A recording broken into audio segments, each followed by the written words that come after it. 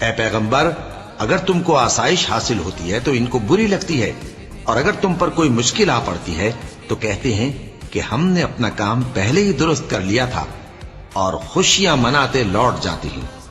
کہہ دو کہ ہم کو کوئی مصیبت نہیں پہنچ سکتی بجز اس کے جو اللہ نے ہمارے لیے لکھ دی ہو،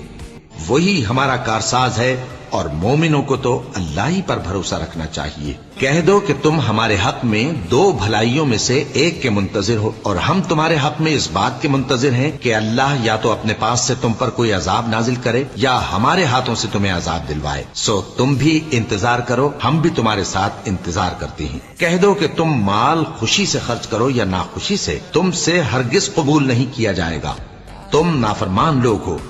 اور ان کے خرچ کیے ہوئے مالوں کے قبول ہونے سے کوئی چیز مانے نہیں ہوتی سوائے اس کے کہ انہوں نے اللہ سے اور اس کے رسول سے کفر کیا، اور نماز کو آتے ہیں تو سست و کاہل ہو کر، اور خرچ کرتے ہیں تو ناخوشی سے۔ بس تم ان کے مال اور اولاد سے تعجب نہ کرنا، اللہ چاہتا ہے کہ ان چیزوں سے دنیا کی زندگی میں ان کو عذاب دے، اور جب ان کی جان نکلے تو اس وقت بھی یہ کافر ہی ہوں، اور اللہ کی قسمیں کھاتے ہیں کہ وہ تمہیں میں سے ہیں، حالانکہ وہ تم میں سے نہیں ہیں۔ اصل یہ ہے کہ وہ ڈرپوک لوگ ہیں۔ اگر ان کو کوئی بچاؤ کی جگہ جیسے قلعہ یا غار یا زمین کے اندر گھسنے کی جگہ مل جائے تو اسی طرف رسیاں توڑاتے ہوئے بھاگ جائیں، اور ان میں بعض ایسے بھی ہیں کہ تقسیم صدقات میں تم پر تانا زنی کرتے ہیں۔ اب اگر ان کو اس میں سے خاطر خواہ مل جائے تو خوش رہیں، اور اگر اس قدر نہ ملے تو جھٹ خفا ہو جائیں،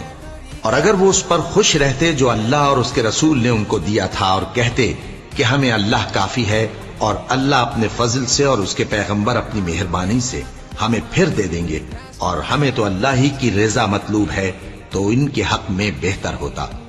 صدقات یعنی زکوٰۃ و خیرات تو مفلسوں اور ناداروں اور کارکنان صدقات کا حق ہے،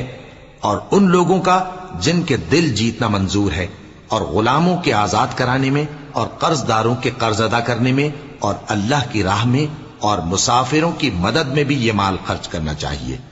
یہ مصارف اللہ کی طرف سے مقرر کر دیے گئے ہیں، اور اللہ جاننے والا ہے، حکمت والا ہے۔ اور ان میں بعض ایسے ہیں جو پیغمبر کو ایذا دیتے ہیں اور کہتے ہیں کہ یہ شخص نرا کان ہے۔